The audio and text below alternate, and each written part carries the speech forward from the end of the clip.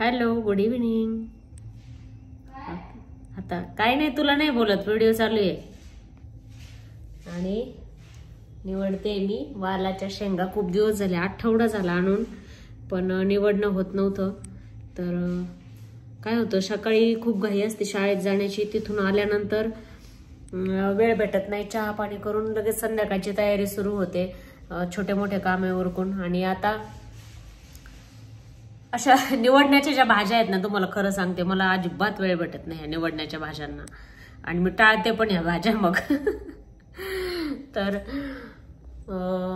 आणि फार जर सुट्टी जर असेल ना, तरच मग मेथी, पालक अशा गोष्टी. पालकाला नाही निवडावं लागत, पण मेथी निवडायचा फार कंटाळा येतो मला, कोथिंबीर. तर ह्या गोष्टी फार निवांत जर असेल तरच मग करून निवडून ठेवते. आणि ह्या गवार, वाल, ह्या गोष्टी निवडायला वेळच भेटत नाही अजिबात. आणि गवार नाही आवडत, पण वालाच्या शेंगा मला आवडतात. तर आणि विशेष म्हणजे ह्या शेंगा आहेत ना, आमच्या ताईच्या शेतामधल्या आहेत. तर ताईच्या शेतामध्ये ताईंनी खूप सारा भाजीपाला लावलाय. आता जवळपास 15 दिवस झालेत की बराचसा भाजीपाला ताईच्या शेतातून आम्हाला येतो. टोमॅटो येत आहेत, वांगी येत आहेत, परत वालाच्या शेंगा येत आहेत, अजून शेवग्याच्या शेंगा येत आहेत. आणि अजून काय काय काय काय खूप लावलंय त्यांनी. फळांचे झाडं पण खूप लावलेत. भाजीपाल्यामध्ये मेथी पण येते, कोथिंबीर पण येते. आता कोथिंबीर परत डबल लावतायत. त्या पहिले कोथिंबीरीचं सगळं गेलं आता, तर आता डबल पेरली वाटतं त्यांनी. आणि त्यांना खूप आवड आहे शेतीची, आणि त्यांच्या आवडीमुळे आम्हाला पण भाजीपाला खूप मिळतो. आणि विशेष म्हणजे ऑर्गॅनिक, विदाऊट कसले केमिकल, काही फवारणी नाही, काही नाही, खूप छान भाजीपाला मिळतोय. तर आणि ताईंनी तुम्हाला एक सांगायचंय, त्यांच्या टेरेसवर पण भाजीपाला केलेला आहे अजून पण आहे. तर तिथे त्यांना कसं होतं, हॉस्पिटलच्या मावशा वगैरे, ताईलाच मुळात आवड आहे, पण मावशा वगैरे पण केअर घेतात. आणि खूप सारा भाजीपाला, पालक पासून ताईंनी त्यांच्या टेरेसवर तिथे भाजीपाला केलेला आहे. टोमॅटो, वांगी, मेथी, कोथिंबीर, काय काय होतं, ढोबळी मिरची पण होती. खूप सारा भाजीपाला त्यांनी केलेला आहे तिथे वरती पण. आणि आता शेतात केल्यामुळे गरज नाहीये त्यांना वर करण्याची, पण आहे त्यांचा जो पहिलाच आहे ना, तोच आहे. तर वरती पण खूप निघतं. भेंडी असते, काटेरी भेंडी जी असते ना, गावरान पूर्ण, तर ती सुद्धा ताईच्या शेतामधून आली होती. आणि मला ती खूप आवडते, काटोळी भेंडी. विशेषतः त्याची कढी जी असते ना, ती कढी मला खूप आवडते. तर आता सीझन नाहीये ती, शक्यतो आपल्या इकडे आपण पाहतो, तुम्हाला माहित असेल, नवरात्रीमध्येच ती काटोळी भेंडी आपल्याला खायला मिळते. तर आता ताईच्या शेतामध्ये आलेली होती, तर त्यांना नाही आवडत ती भेंडी जास्त, तर मला आवडते म्हणून त्यांनी मला 2दा ती भेंडी दिलेली होती. तर मी आता 2 दिवसापूर्वी काटोळी भेंडीची कढी केलेली होती. आणि ती कढी इतकी सुंदर झाली, सरांनी तर 2 टाइम ती कढी खाल्ली. संध्याकाळी कढी भात खाल्ला आणि सकाळी कढी पोळी खाल्ली. इतकी आवडली सरांना ती कढी. आणि त्या भेंडीची, विशेषतः त्या काटोळी भेंडीची, गावरान भेंडीची खूप सुंदर कढी होते. एखाद्या वेळेस म्हणजे तुम्हाला तर माहीतच असेल, पण एकदा नक्की ट्राय करून पहा ती कढी. खूप छान कढी होते. आणि अशा आता हे एवढ्या सगळ्या वालाच्या शेंगा पण ताईच्या शेतामधूनच आलेल्या आहेत. आणि अजून ताईच्या शेतामध्ये आंबे पण, आता मोहर पण इतका छान आलाय. तर खूप सारे केशर आंबे पण आता सीझनला निघतील. आणि कच्चे टोमॅटो पण त्यांनी मला पाठवले होते. तर कच्च्या टोमॅटोची चटणी जी असते, आपण जशी करतो ना या टोमॅटोची, लाल टोमॅटोची जशी चटणी करतो ना आपण, तशी कच्च्या टोमॅटोची पण चटणी एवढी सुंदर होते.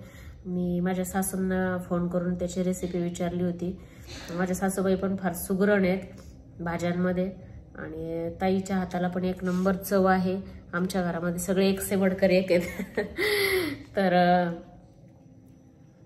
ताईंनी पण सांगितली होती मला रेसिपी. तर तशा पद्धतीने मी ते केली होती कच्च्या टोमॅटोची चटणी. तर खूप सुंदर झाली होती ती चटणी पण. आणि असंच वेगळं करायला मिळतंय, खायला मिळतंय. आणि विशेषतः ऑर्गॅनिक भाजीपाला मिळतोय, हे फार महत्वाचं आहे. मला पण वरती खूप हौस होती टेरेसवर करण्याची. भाजीपाला, पण खरं सांगते शक्य होणारच नव्हतं, कारण टेरेसवर जाणं एवढं माझं होत नाही आणि वरचा जो आहे, वरची गॅलरी, खालचे झाडं, याच्यामध्येच इतका वेळ जातो, तर भाजीपाल्याकडे विशेष लक्ष देणं झालं नसतं मला आणि गरजही पडत नाही. आता असा भाजीपाला तर ताईने तर केला, आता त्याचा विषयच संपला. शेतामधून भाजीपाला रोज ताजा ताजा येतो, तर त्याच्यामुळे टेरेसवरचं मला शक्य नव्हतं. आता ताईचं कसं होतं, ताईंना जरी लक्ष देणं झालं नाही तरी ताईंच्या हाताखाली स्टाफ आहे, तर स्टाफ विशेष काळजी घेतो. वरती भाजीपाला असो काही असो, मावशा असतात, मावशा जातात, पाणी देतात, त्याच्यामुळे त्यांच्या ऍडजस्ट होतं त्यांना बऱ्याचशा गोष्टी. पण मला काही शक्य नव्हतं. शाळेनंतर घरी आल्यानंतर घरचं काम वेगळं, झाडांचं काम वेगळं, त्याच्यामुळे भाजीपाल्याच्या काही मी नादी लागले नाही. तर पण आता छान भाजीपाला मिळायला लागलाय ताईच्या शेतामुळे. तर ताईंना मला परत एकदा थँक्स बोलायचंय की एवढा ताजा भाजीपाला मला मिळतोय. आणि विशेष म्हणजे ह्या वेळेस ना त्यांच्या शेतामध्ये हरभरा होता, तर हरभरा पण मला सीझनचा हरभरा जो असतो तो सीझनचा हरभरा त्यांच्या शेतामध्येच खायला मिळाला. आणि परत हरभरा जो खुडून हरभऱ्याची जी भाजी असते ना, ताजी ओल्या हरभऱ्याची भाजी, तर ती भाजी इतकी मला तर इतकी आवडते. काहीच टाकायचं नाही, फक्त थोड्याशा लसणाच्या पाकळ्या आणि तिखट टाकायचं, बस एवढंच टाकायचं आणि खालीवर करायची ती भाजी. एवढी सुंदर लागते. आणि माझ्या सासूबाईंनी ती खुडून आणली होती 1-2 वेळेस, तर ती भाजी माझ्या खाण्यात आली. मस्त एकदम, म्हणजे नवं फिटलं माझं, आपण म्हणतो तसं. आणि वाळवून पण ठेवली, खूप आली होती भाजी, तर ती वाळवून पण ठेवली. सासूबाईंनीच खोडली होती. एक दिवशी माझी आई पण गेली होती माझ्या सासूबाईंसोबत, तर त्या दोघींनी मिळून पण ती भाजी खोडली होती आणि ती वाळवून पण ठेवली. मला आवडते हटून हरभऱ्याची भाजी, सरांना नाही आवडत.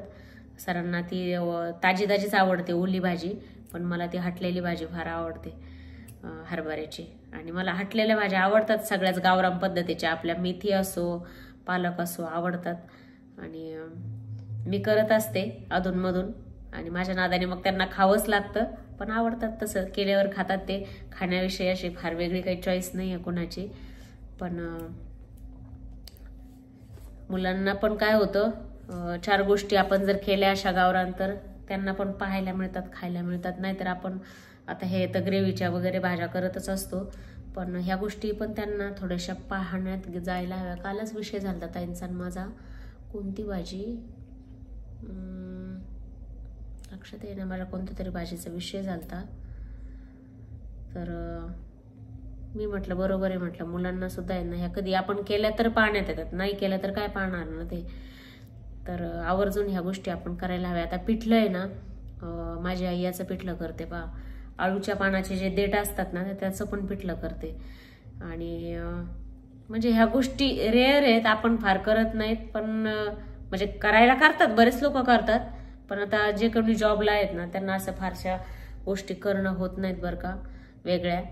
तर अजून कोणती भाजी मला नाकडे ताईंनी त्या दिवशी सांगितली, कांद्याच्या पातीचं पिठलं. आम्ही त्या दिवशी जेवण करत होतो शाळेमध्ये दुपारी, तर कांद्याची जी पात असते ना, त्या पात आपण जशी फोडणी देतो ना पिठल्याला तशीच फोडणी द्यायची आणि त्याच्यामध्ये पाट टाकायची आणि नंतर पाणी टाकायचं वरून, आणि मग आपण पीठ हाटून घेतो तसं पीठ हाटून घ्यायचं. तर त्या म्हटल्या खूप सुंदर पिठलं लागतं त्याचं पण. त्या पण अशा वेगवेगळ्या भाज्या ट्राय करतात. आणि विशेष म्हणजे त्यांची मेथीची भाजी आपण नाही करत तसं, पण त्यांनी मला शिकवलेली एक वेगळी पद्धत. मेथीची भाजी कांदा टोमॅटो परतून करतात ते म्हणे, असं गरम गरम ती भाजी खायला खूप छान लागते कांदा टोमॅटो टाकून. आपण शक्यतो टाकत नाहीत कांदा टोमॅटो, आपण डाळ टाकतो भिजवून किंवा शेंगदाण्याचा कूट टाकतो, तर खूप छान लागते ती पण भाजी. बऱ्याच वेळेस त्यांच्याकडून माझ्या खाण्यात येते. आणि बऱ्याच वेळेस दुपारचं जेवण पण आमचं एकत्र असतं, तर वेगवेगळ्या भाज्या एकमेकींच्या खायला मजा येते. आणि त्या गावरान मेनू भरपूर करत राहतात, तर त्यांचा मेनू पण मला खायला येतो. तर चला